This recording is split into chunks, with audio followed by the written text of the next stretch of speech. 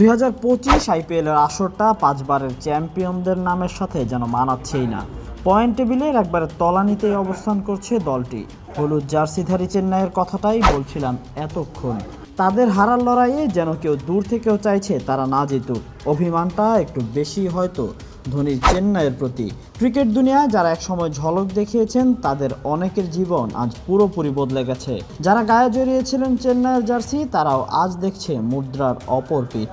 এমন একজন Sri Lankan off break bowler সুরাজ রন্দিভ। আইপিএলে MS ধোনির নেতৃত্বে চেন্নাইয়ের হয়ে আইপিএল খেলায় প্লেয়ার এখন বাস চালাচ্ছেন অস্ট্রেলিয়ার মেলবোর্নে। 2011 ও 2012 সালে চেন্নাইয়ের হয়ে মাঠ মাতিয়েছিলেন তিনি।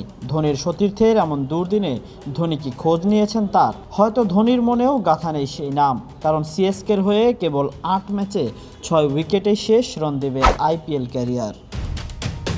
2011 আইপিএল নিলামে চেন্নাই 36 লাখ রুপিতে দলে ভিড়িয়েছিল এই শ্রীলঙ্কান স্পিনারকে।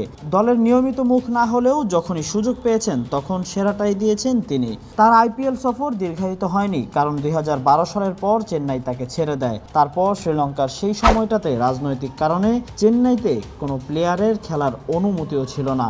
এরপরই তার আইপিএল ক্যারিয়ার থেমে যায়, যদিও তিনি এরপর ঘরোয়া লিগ ও বিদেশি লিগগুলোতে খেলেছিল। শুধু ফ্র্যাঞ্চাইজি টুর্নামেন্টেই সব সীমাবদ্ধ ছিল না। তিনি 2011 ফাইনালেও শ্রীলঙ্কার হয়ে ওয়াংখেড়েতে 9 ওভারে 43 রান দিয়েছিলেন। ভারতের সাথে সেদিন ফাইনালে শ্রীলঙ্কা হেরে যায়। তবে সেদিনের পারফরম্যান্সে রন্দিভের প্রতি হয়তো আক্ষেপ রাখবেন না কাপ্তান সাঙ্গাকারাও। তবে আক্ষেপের খাতাটা বড় করে সুরাজ এখন বাস চালক। মেলবোর্নে বাসের মাঝেই 22 গজের কষ্ট ভোলার প্রচেষ্টায় সুরাজ। রন্দিভ তার ধর্ম পরিবর্তন করেছেন, মুসলমান থেকে বৌদ্ধ ধর্ম গ্রহণ করেছেন তিনি। তাই সব কিছুর আড়াল করে নিজেকে যেন সাজাচ্ছে সুরাজ রন্দিভ হিসেবেই। Tahsin Ahmed, BD archive.